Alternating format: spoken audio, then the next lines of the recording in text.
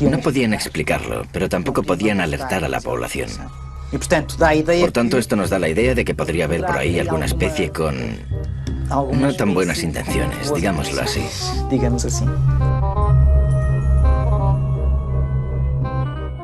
Tenemos muchos casos españoles interesantes. Recuerdo, por ejemplo, el caso de Miguel Herrero Sierra, que en 1978 se dirigía hacia Guadalajara por la Nacional 320.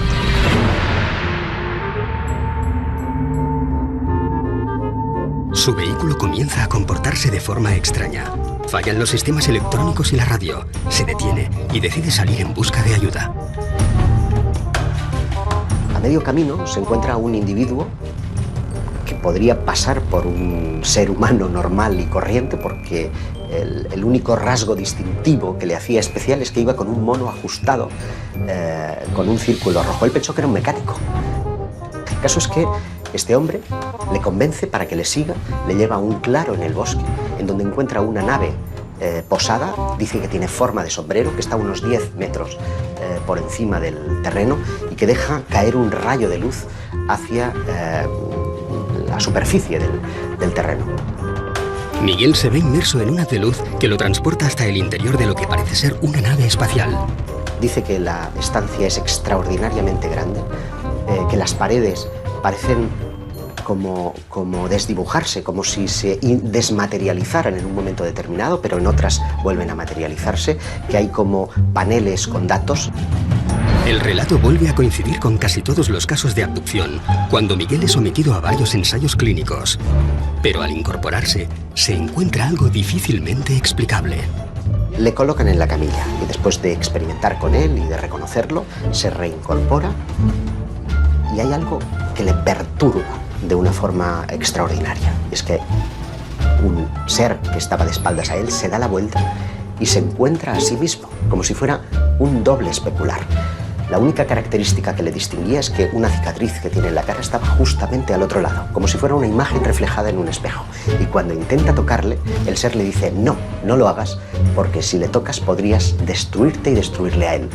Le cuentan la teoría de la antimateria, es decir, la carga eléctrica era inversa a la suya, de modo que nos encontramos frente a un concepto que no sería teorizado hasta muchos años más tarde.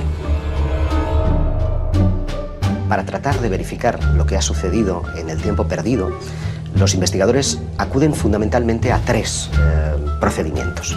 Uno es el polígrafo o la máquina de la verdad, que solamente se puede emplear en aquellos casos en los que el testigo recuerda previamente su experiencia, para tratar de verificar si lo que ha dicho es verdad o no. Muchos de los abducidos que han sido interrogados por este método, pues no se ha encontrado que estén mintiendo. El segundo método es el llamado pentotal sódico o suero de la verdad. Lo que trata es de inducir a través de una droga, de una sustancia psicotrópica, un estado de relajación en el que parece imposible mentir. Es un método muy cuestionado, por lo que el método más popular y utilizado para rescatar los recuerdos de los abducidos es el de la regresión hipnótica. Nos encontramos ante miles de casos reales, o se trata de algún tipo de alucinación colectiva. ¿Cómo podemos saber si un testigo ha sido realmente raptado por seres de otros mundos o sencillamente está mintiendo? Es muy difícil, porque para empezar, él tiene miedo a ser considerado loco. Debe tener la certeza de que esa persona que le va a recibir no va a reírse, no va a burlarse de él. Ha de tener la certeza de que recibirá eso que él cuenta sin hacer comentarios. Es entonces cuando se entrega al proceso, sobre todo porque viene con momentos que no recuerda. Aparece con marcas en el cuerpo, siente que pasó algo, tiene flashes que no logra integrar en su vida. Viene muy confuso y recela hasta de aquello que va a descubrir.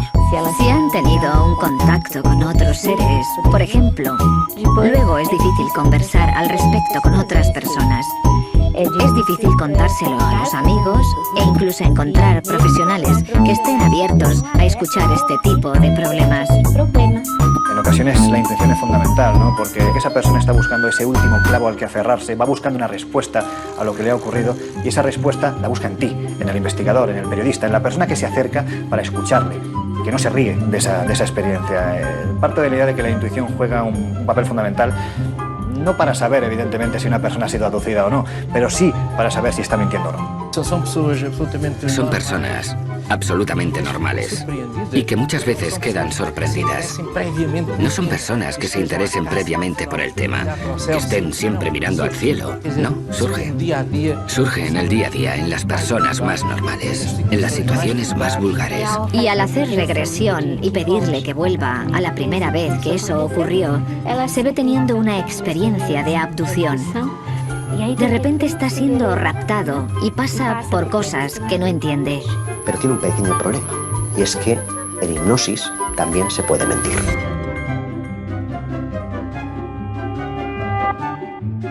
Todos los interrogantes y todas las teorías que surgen del fenómeno abducción tienen un mismo punto de partida, espacios de tiempo en blanco, minutos, días, semanas, meses o años que las víctimas aseguran ser incapaces de recordar. Nosotros tenemos estrategias para acceder a memorias profundas de nuestro inconsciente. Solo que intentamos no influenciar de ninguna manera en lo ocurrido. Decimos, por ejemplo, ve hasta la noche del 23 o 24 de julio. Intenta entender qué ocurrió. Describe qué es lo que ocurrió. Mira a tu derecha, mira a tu izquierda. ¿Cuándo sentiste eso? ¿Fue cuando estaba en la mesa de operaciones, por ejemplo? ¿Sometido a una anestesia? ¿En un ambiente totalmente inhóspito? Muchas veces también identificamos experiencias con otros seres, de contacto con otros seres que no forman parte del mundo manifiesto tal y como lo conocemos en nuestra consciencia. Eso sí, puedo asegurar que es una experiencia de gran intensidad, de catarsis, de dolor. Cuando hay lugar para ello, de alegría. Cuando hay casos para ello, de miedo, de terror. Todo es vivido con mucha intensidad. El corazón late más deprisa, las manos transpiran. Cuando el testigo, la persona en este caso que ha sido víctima de una supuesta abducción, empieza a hablar, yo parto de la idea de que el primer sorprendido es precisamente el psiquiatra o el hipnoterapeuta que está llevando a cabo esta experiencia, porque lo que le están contando aparentemente no se corresponde con una persona ni que esté loca, ni que tenga algún problema mental, ni que esté mintiendo, ni que esté fabulando. Aparentemente hay algo real y esto suele salir a través de los procesos de hipnoterapia. Esto debería ser estudiado. Intentar percibir qué hay detrás.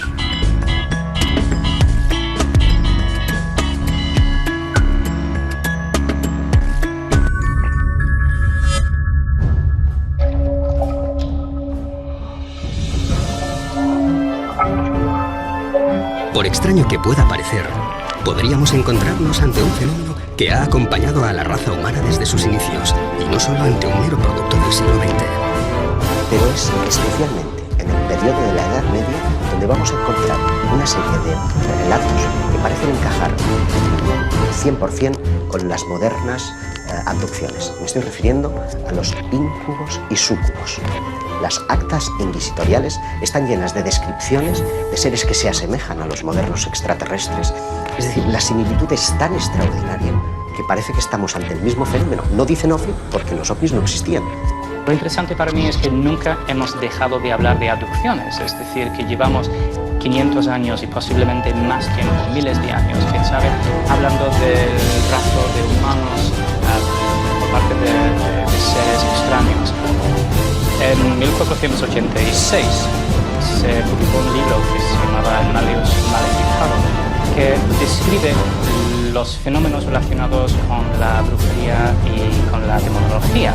Sirvió como una especie de guía para cazar brujas, para discutir temas importantes como si los demonios nos raptan, si nos utilizan para engendrar sus propios hijos, cosas así que hoy en día surgen en las abducciones modernas. Si analizas lo que dicen acerca de los demonios, ves muchas similitudes entre los extraterrestres y los demonios.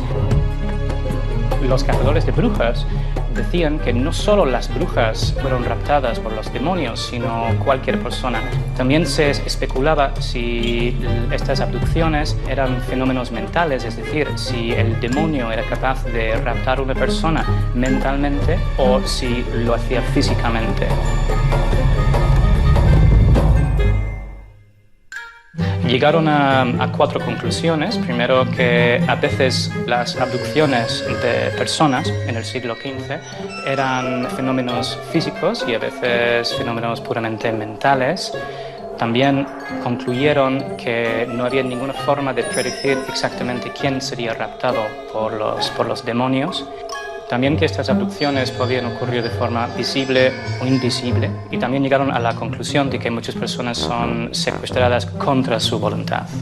Otras características de los demonios, según apuntaron los autores del Malleus Maleficarum, eran que cuando comunicaban no se les veía mover las bocas, es decir, que parecían comunicar de una forma misteriosa. Creían que el sonido les salía desde dentro sin tener que pasar por la boca. Esto se puede comparar con los seres extraterrestres que se supone que comunican de forma telepática. No existía la palabra telepatía en el siglo XV. En las abducciones actuales se habla de cómo los extraterrestres pueden crear una especie de visión o panorama para que los testigos se confundan, no saben exactamente lo que está pasando.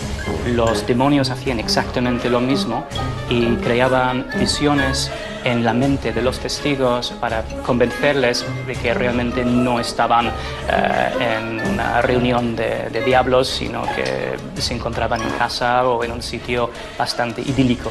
Los seres sobrenaturales en el folclore y también en la demonología tienen cierta obsesión por las actividades sexuales de los humanos y también con la posibilidad de crear una especie de híbrido entre ellos y los humanos. Los diablos parecían sacar alrededor, interesados en su cuello, interesados en la tripa. Se siente mal, quiere vomitar y ellos le dan un líquido muy amargo para que beba.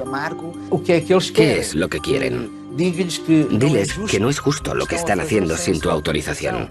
Porque eres un ser sensible. Un ser inteligente con derecho a usar su propia voluntad. Así que había un diálogo con esos seres a través de la paciente. Algunos de esos seres decían que esto era simplemente un plan, una investigación que tenía que realizarse. Algunos seres dijeron, sí, conocemos esa ley y lo tendremos en cuenta. Lo que ocurrió es que a partir de entonces disminuyeron todas estas escenas en que Carla decía ser abducida. Todo parecía ir bien cuando Carla descubre que, de manera aparentemente inexplicable, está embarazada. Ella se asusta debido a estos síntomas. Habla con una amiga, se hace un test de embarazo en una farmacia que da positivo. Ella está muy asustada y no quiere contárselo a nadie. Unos meses más tarde tiene una gran hemorragia y todo pasó.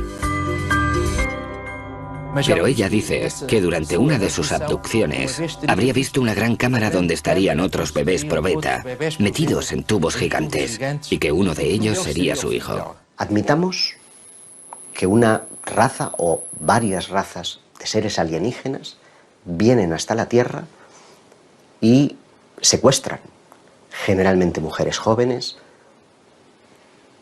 ¿Para qué? Básicamente, unos podrían pensar que vienen a ver en qué estado se encuentra su experimento. Ellos crearon la vida en la Tierra y vienen a ver cómo ha ido desarrollándose ese nuevo ser que ellos crearon. Y esos test genéticos que se hacen a las personas serían para recoger muestras de óvulos y de semen, para la creación de una raza híbrida. Del mismo modo en que el Homo sapiens sapiens consiguió superar al Neandertal. Aquí tendríamos una raza híbrida, que en el futuro vendría a hacerse con el planeta y alzarse sobre el Homo sapiens sapiens. Sin lugar a dudas. El fenómeno abducción acompaña al ser humano desde que tiene conciencia de ser hombre.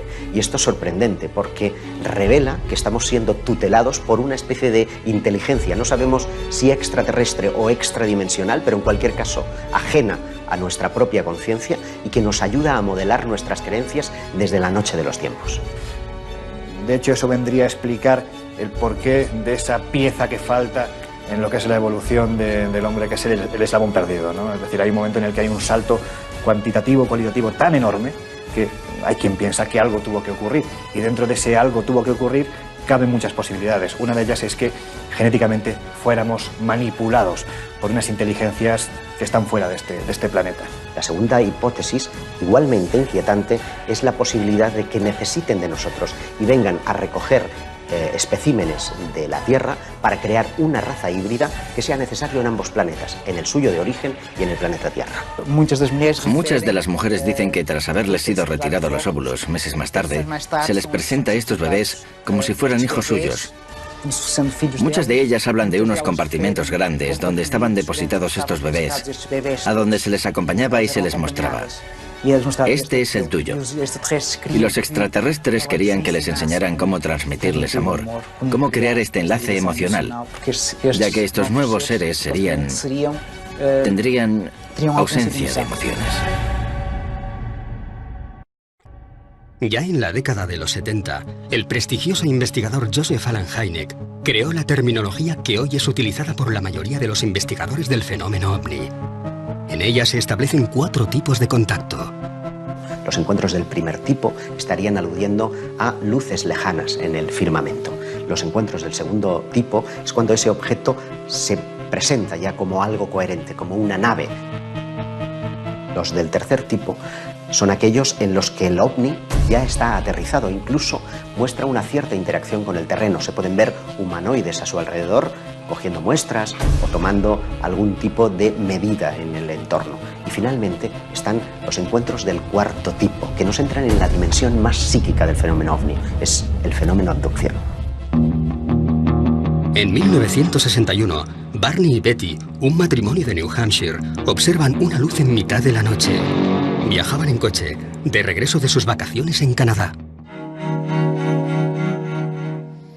Barney coge unos prismáticos de la guantera, mira esa luz, comenta con Betty si se trata de un ovni, si es cualquier otra cosa, siguen la ruta y unas curvas más adelante ese objeto se ha vuelto una luz cegadora que está posada en medio de la carretera con un ser de piel azulada que les está invitando a pasar.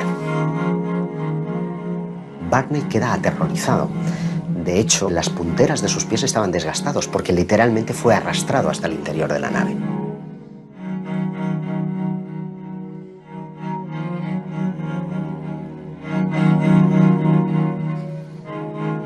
Años más tarde, en 1966, la pareja acude a terapia.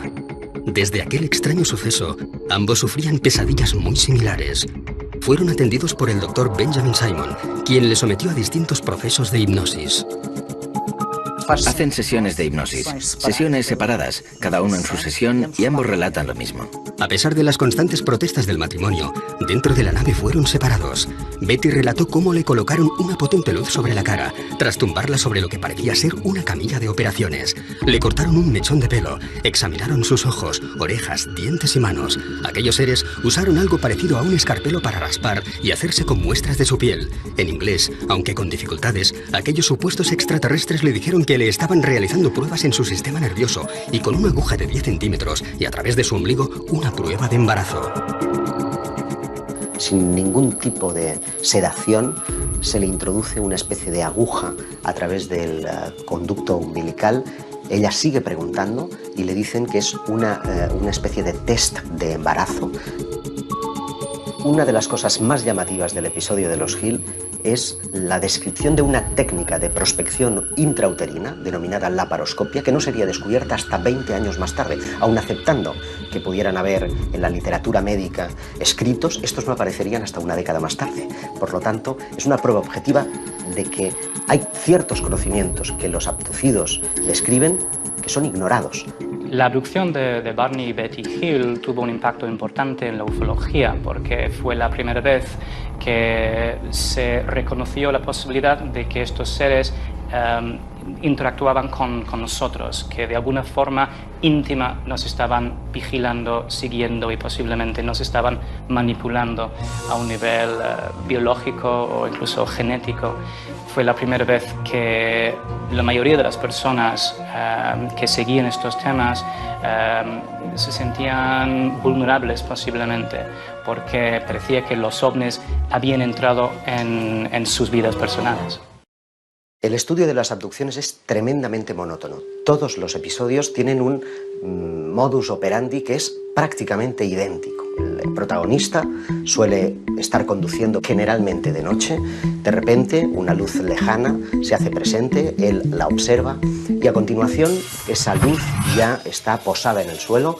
Unos seres le invitan en unos casos, en otros son forzados al interior de lo que ya es claramente una nave, y allí son sometidos a todo tipo de experimentos, de reconocimientos médicos, de un chequeo muy general pero con un punto común, y es que todos ellos tienen un interés fundamental en la genética, en la reproducción. Lo que suelen decirnos los protagonistas de estos incidentes es que después de su experiencia la sensación es la de estar controlados, la de estar sirviendo información vía monitoraje de sus actividades a lo largo del tiempo. Y esto explica el por qué en muchos casos de abducción parece haber una especie de recurrencia en el individuo. Generalmente hay un primer caso que suele ocurrir en la niñez, alrededor de los 8 y 12 años, y posteriormente suelen irse produciendo otras visitas parecidas a lo largo de su vida. Esto significa que existe un estudio previo de todos los seres humanos por parte de estas entidades y que eligen a uno de ellos porque les interesa algo que tienen ellos. Es decir, con un muestreo de 7.000 millones de personas, cada uno con nuestro ADN y cada uno con nuestra personalidad, les interesa algo que tienen. Y ese algo lo están controlando y monitorizando durante el resto de su vida. Posteriormente hay otro elemento común en las abducciones y es que el testigo no recuerda esta hasta tiempo después. Incluso tienen que entrar en escena hipnoterapeutas que son los que le traen al presente ese recuerdo del pasado, y a partir de ahí la vida del testigo cambia. El tiempo es muy importante en los casos de abducción, porque parece que los seres que tripulan las naves parecen jugar con él. Se produce lo que llamamos un tiempo perdido, es decir, el personaje, después de haber experimentado todo el proceso de abducción, no recuerdan nada. Es a partir de entonces, a veces motivados por sueños, por problemas en sus relaciones personales, que acuden a un terapeuta. Y es en el transcurso del contacto con este terapeuta que se pone al descubierto lo que ocurrió en ese tiempo perdido. ¿Realmente nos encontramos ante un plan genético ideado por seres provenientes de otro planeta? Casi un 2% de la población de algunas ciudades afirma tener síntomas de haber sido abducido, al menos una vez, a lo largo de su vida.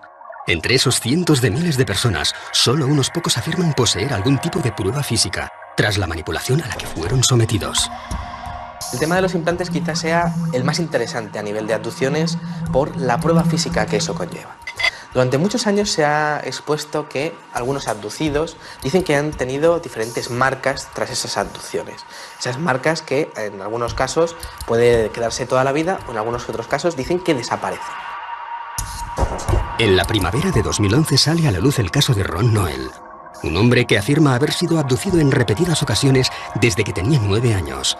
Con una vida llena de lagunas y de momentos en blanco, acude a distintos especialistas, pero es en una sencilla revisión médica donde una radiografía hace saltar la sorpresa. Dentro del interior de su hueso, del hueso del cúbito, tenía una pieza metálica. Él no recordaba haber tenido ningún tipo de accidente, él no recordaba haber tenido ningún tipo de operación anterior y, bueno, pues el hecho es que estaba ahí. Ron, ante la falta de respuesta, se pone en contacto con Roger Lehr, un excéntrico especialista en extracción de implantes. Ya en las primeras pruebas realizadas, descubrirían que se encontraban ante algo distinto a todo lo estudiado hasta la fecha. Un detalle muy interesante es que se emitían ondas de radio. Pudieron comprobar cómo, a través de un medidor de radio, pues aquel aparato estaba emitiendo una onda de radio. Quizá otra de las cosas más interesantes era que existe una capa de protección proteica alrededor de ese implante. En 2012, el mismo Roger Lehr realiza la extracción del implante y su posterior examen. Lo que se veía en ese microscopio electrónico es posiblemente el aparato más sofisticado que ha visto el hombre en toda su historia. estamos hablando de un mecanismo prácticamente biológico. Tiene carácter metálico, pero cuando lo empiezas a ver, tiene características prácticamente de células. También muy interesante el hecho de la composición química, que tenía metales que están relacionados con la composición química de diferentes meteoritos encontrados en diferentes partes del mundo. Ese tipo de implantes llegan a disolverse, como si al contacto con el aire sufriesen un proceso de oxidación que fuese absolutamente colosal. Y esos implantes pues prácticamente desaparecen a los pocos minutos.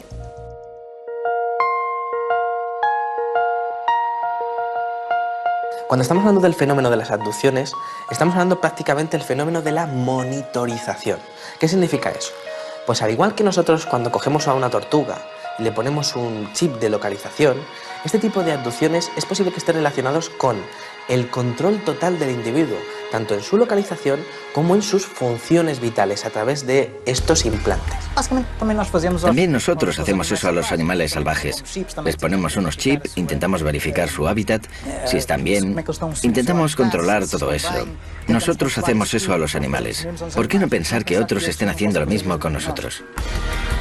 Todos ellos son fértiles, todos ellos son jóvenes, todos ellos tienen un coeficiente intelectual por encima de la media. Por lo tanto, parecen estar escogiendo especímenes de la raza humana muy especiales.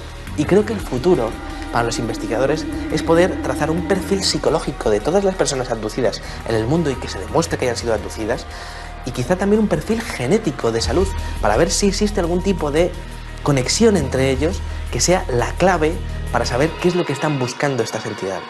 Un aspecto bastante negativo dentro de las abducciones. Las mutilaciones. Comenzaron a aparecer casos en los años 70 y 80 de mutilaciones.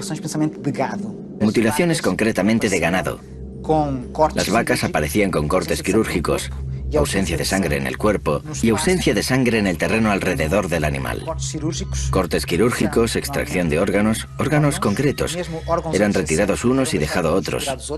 Se les sacaba a los ojos, partes del maxilar, orejas, todo de forma quirúrgica. Los cortes que aparecían en la piel de estos animales daban la impresión de haber sido hechos con un material abrasivo tipo láser, no identificado, y que todo el proceso habría sido realizado en un breve espacio de tiempo. Pero además de los animales, y esto es un fenómeno que ocurre, también hay casos de mutilación en humanos. Y ese es un aspecto que los investigadores, cuando comenzaron a prestar oído a estos relatos, creyeron que era tan brutal que ellos mismos no quisieron mostrar al público. Podría crear pánico. Incluso algunas autoridades con las que hablaron los investigadores no quisieron mover mucho el tema. No podían explicarlo, pero tampoco podían alertar a la población. Por tanto, esto nos da la idea de que podría haber por ahí alguna especie con no tan buenas intenciones, digámoslo así.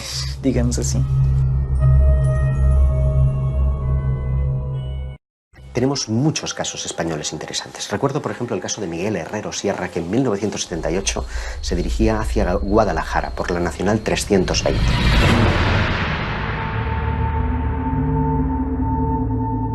Su vehículo comienza a comportarse de forma extraña. Fallan los sistemas electrónicos y la radio. Se detiene y decide salir en busca de ayuda. A medio camino se encuentra un individuo que podría pasar por un ser humano normal y corriente, porque el único rasgo distintivo que le hacía especial es que iba con un mono ajustado con un círculo rojo. Él pensó que era un mecánico.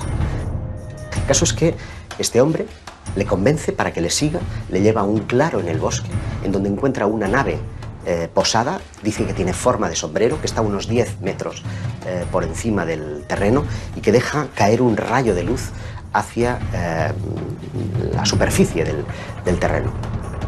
Miguel se ve inmerso en un haz de luz que lo transporta hasta el interior de lo que parece ser una nave espacial. Dice que la estancia es extraordinariamente grande, que las paredes parecen como desdibujarse, como si se desmaterializaran en un momento determinado, pero en otras vuelven a materializarse, que hay como paneles con datos. El relato vuelve a coincidir con casi todos los casos de abducción, cuando Miguel es sometido a varios ensayos clínicos. Pero al incorporarse, se encuentra algo difícilmente explicable.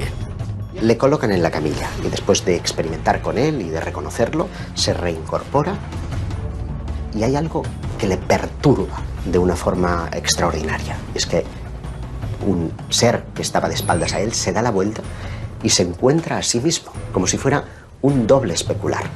La única característica que le distinguía es que una cicatriz que tiene en la cara estaba justamente al otro lado, como si fuera una imagen reflejada en un espejo. Y cuando intenta tocarle, el ser le dice, no, no lo hagas, porque si le tocas podrías destruirte y destruirle a él. Le cuentan la teoría de la antimateria, es decir, la carga eléctrica era inversa a la suya, de modo que nos encontramos frente a un concepto que no sería teorizado hasta muchos años más tarde. Para tratar de verificar lo que ha sucedido en el tiempo perdido, los investigadores acuden fundamentalmente a tres procedimientos. Uno es el polígrafo o la máquina de la verdad, que solamente se puede emplear en aquellos casos en los que el testigo recuerda previamente su experiencia, para tratar de verificar si lo que ha dicho es verdad o no. Muchos de los abducidos que han sido interrogados por este método, pues no se ha encontrado que estén mintiendo. El segundo método es el llamado pentotal sódico o suero de la verdad. Lo que trata es de inducir a través de una droga, de una sustancia psicotrópica, un estado de relajación en el que parece imposible mentir. Es un método muy cuestionado, por lo que el método más popular y utilizado para rescatar los recuerdos de los abducidos es el de la regresión hipnótica. Nos encontramos ante miles de casos reales, o se trata de algún tipo de alucinación colectiva. ¿Cómo podemos saber si un testigo ha sido realmente raptado por seres de otros mundos o sencillamente está mintiendo? Es muy difícil, porque para empezar, él tiene miedo a ser considerado loco. Debe tener la certeza de que esa persona que le va a recibir no va a reírse, no va a burlarse de él. Ha de tener la certeza de que recibirá eso que él cuenta sin hacer comentarios. Es entonces cuando se entrega al proceso, sobre todo porque viene con momentos que no recuerda. Aparece con marcas en el cuerpo, siente que pasó algo, tiene flashes que no logra integrar en su vida. Viene muy confuso y recela hasta de aquello que va a descubrir. Si han tenido un contacto con otros seres, por ejemplo, luego es difícil conversar al respecto con otras personas. Es difícil contárselo a los amigos e incluso encontrar profesionales que estén abiertos a escuchar este tipo de problemas. En ocasiones la intuición es fundamental, ¿no? Porque esa persona está buscando ese último clavo al que aferrarse, va buscando una respuesta a lo que le ha ocurrido y esa respuesta la busca en ti, en el investigador, en el periodista, en la persona que se acerca para escucharle y que no se ríe de esa experiencia. Parto de la idea de que la intuición juega un papel fundamental, no para saber, evidentemente, si una persona ha sido abducida o no, pero sí para saber si está mintiendo o no. Son personas absolutamente normales y que muchas veces quedan sorprendidas. No son personas que se interesen previamente por el tema, que estén siempre mirando al cielo. No, surge en el día a día, en las personas más normales, en las situaciones más vulgares. Y al hacer regresión y pedirle que vuelva a la primera vez que eso ocurrió, se ve teniendo una experiencia de abducción. De repente está siendo raptado y pasa por cosas que no entiende. Pero tiene un pequeño problema, y es que en hipnosis también se puede mentir.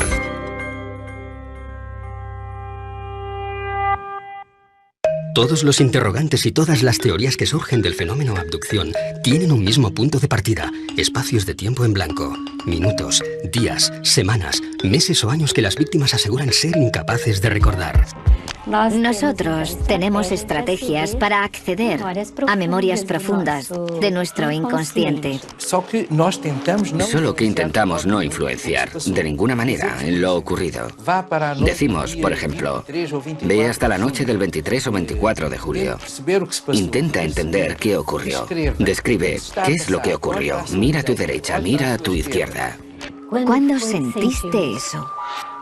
¿Fue cuando estaba en la mesa de operaciones, por ejemplo? ¿Sometido a una anestesia? ¿En un ambiente totalmente inhóspito?